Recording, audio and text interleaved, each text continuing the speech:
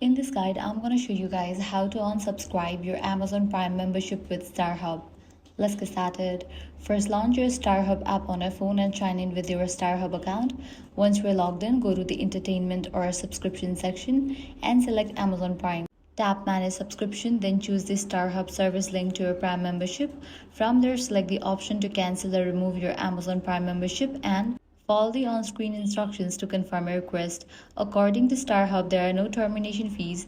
You can cancel your Amazon Prime membership at any time through the My StarHub app. After you have confirmed the cancellation, your subscription will remain active until the end of your current billing period or promotional period, depending on your plan. Once that period ends, your Amazon Prime benefit will no longer be available unless you subscribe again. If you cannot find the cancellation option or experience any issues, contact StarHub customer support for assistance with managing your subscription. And that's how you can unsubscribe from your Amazon Prime membership with StarHub. If this guide helped you out, do not forget to like, share, and subscribe.